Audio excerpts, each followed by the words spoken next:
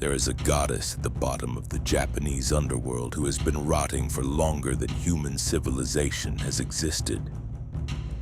She was once the most beautiful being in creation. She helped build the islands of Japan with her own hands. She loved her husband. She bore his children. And when she died, he went down into the land of the dead to bring her back. He should not have looked at her. She told him not to look. He looked. What he saw was so horrifying that he ran. He sealed the entrance to the underworld behind him with a boulder so massive that no force in heaven or earth could move it. He trapped his own wife in the land of the dead. And from behind that stone, she made him a promise. She would kill 1,000 human beings every single day for what he had done. Every single day, forever. Her name is Izanami, and this is the Japanese explanation for why people die. Japanese mythology begins with a bridge. The Aminono Hoko, the heavenly jeweled spear, was given to two gods by the older deities of heaven and used to stir the primordial ocean below. When they lifted the spear, the brine that dripped from its tip hardened into the first island, Onogoro, the self-forming island, the first solid ground in creation. The two gods who stood on that bridge were Izanagi and Izanami, brother and sister, husband and wife, the seventh generation of divine beings chosen specifically to give form to the chaos below. They descended to the island they had made and built a pillar at its center. They walked around the pillar in opposite directions, met on the other side, and spoke to each other. That meeting was the first marriage. Together they began to create, not through thought or command the way gods create in most Western mythologies, through union, through birth. Izanami bore the islands of Japan one by one, each island a child of their marriage. She bore the gods of the sea, the rivers, the wind, the mountains, the trees, the plains. Japan, in its oldest theology, was not shaped, it was born. Every island, every river, every forest was the child of two gods who loved each other. That is the part of the story the Shinto tradition treats as sacred. What comes next is the part it treats as inevitable. Izanami gave birth to dozens of gods. The process was not gentle. These were not human children. They were elemental forces taking physical form, tearing themselves into existence through a divine body that had already given everything it had. But Izanami endured. She kept creating. She kept bearing the world into being. Then came Kagutsuchi, the god of fire. When Kagutsuchi was born, he burned his mother from the inside. The fire that would one day warm every hearth in Japan and forge every blade killed the goddess who created the country itself. Izanami did not die quickly. The Kojiki, the oldest surviving record of Japanese mythology, describes her agony in detail that the text does not flinch from. She lay on the ground. She vomited. From her vomit, more gods were born. From her urine, more gods. From her dying body, creation continued even as the creator was destroyed by it. Izanagi watched his wife die, and what he did next was not grief, it was rage. He drew his sword and cut Kagutsuchi into 8 pieces. From the blood and body of his own murdered son, 8 more gods were born. 8 mountain gods, 8 gods of fire and thunder created from the dismemberment of the god whose birth had killed their mother. Violence creating divinity, death producing life. The cycle that defines Japanese mythology was established in its very first generation. Izanagi could not accept what had happened. He followed his wife into Yomi, the land of the dead. Yomi is not hell in the way Western traditions understand it. It is not punishment. It is simply where the dead go. a vast, dark, underground country that mirrors the living world above it, drained of color and warmth and light. It is not cruel. It is just finished. He found Izanami in the darkness. She spoke to him from behind a closed door. She told him she had already eaten the food of the underworld. In Japanese mythology, as in Greek, eating the food of the dead binds you to the dead. She was no longer entirely what she had been, but she told him she would ask the gods of Yomi for permission to leave. She asked one thing: "Do not look at me. Wait. Be patient. Do not look." Izanagi waited. The darkness pressed in. The silence was total. He could hear nothing from behind the door. He did not know what was happening. He did not know if she was coming back. Time in the underworld does not move the way it moves above.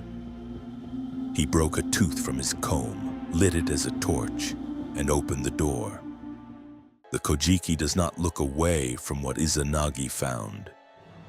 Izanami's body was rotting. Maggots writhed through her flesh. Thunder gods, 8 of them, had taken root in her decaying body, growing from her corpse like parasites feeding on what remained of a goddess. Her face was unrecognizable. The most beautiful being in creation had become something that the text describes with a specificity designed to make you understand exactly what death looks like when it is not metaphorical. Izanagi ran. He did not try to save her. He did not reach for her. He saw what his wife had become and he fled back toward the light of the living world.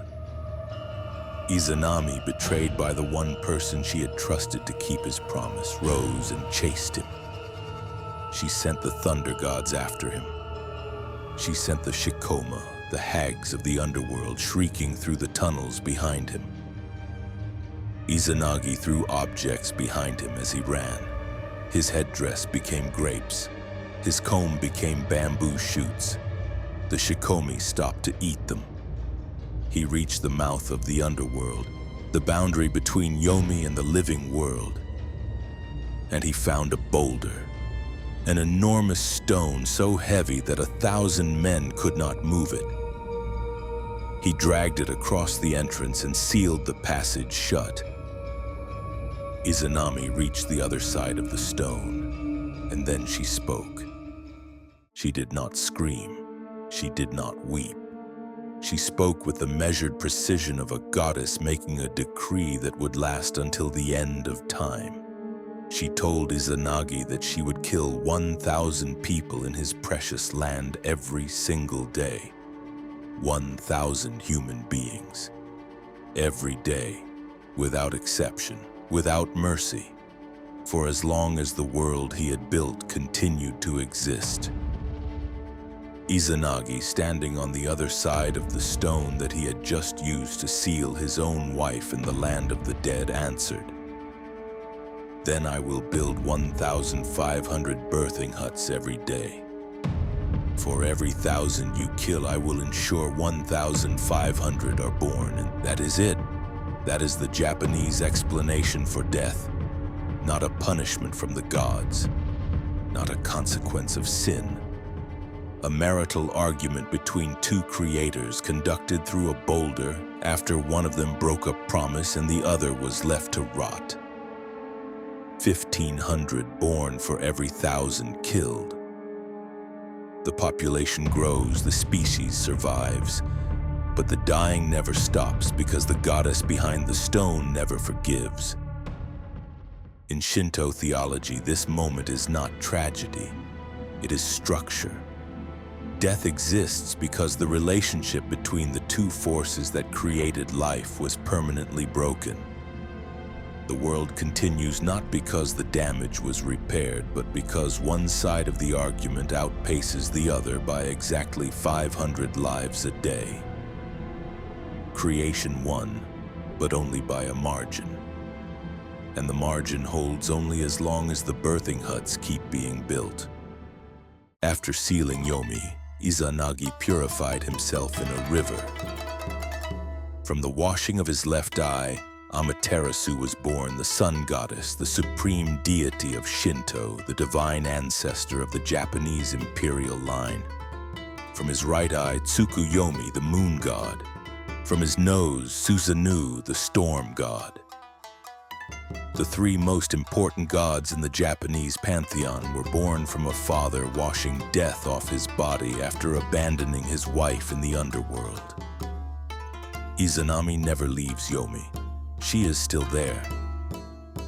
In Shinto belief, she rules the land of the dead with the patience of someone who has eternity to keep her promise. She is not a villain. She is not a monster. She is a goddess who was abandoned by the person she trusted most at the moment she needed him most because he could not bear to see what she had become.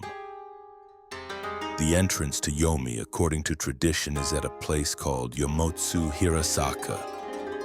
There is a real boulder there. It has been a sacred site for centuries. People still visit it. The stone is still in place. Whatever is behind it is still behind it. Izanagi broke one promise. He looked. And Izanami swore to kill 1,000 humans a day for the rest of time. Was her response proportionate? Or was it the grief of a goddess who had already given everything and was repaid with horror and a sealed door? Next time on Gods and Empires, we return to the oldest civilization on Earth, to a face that has been staring down at human beings for 4,000 years. A demon so terrifying that parents hung his image above their children's beds, not to frighten them, but to protect them from something worse. Pazuzu is waiting,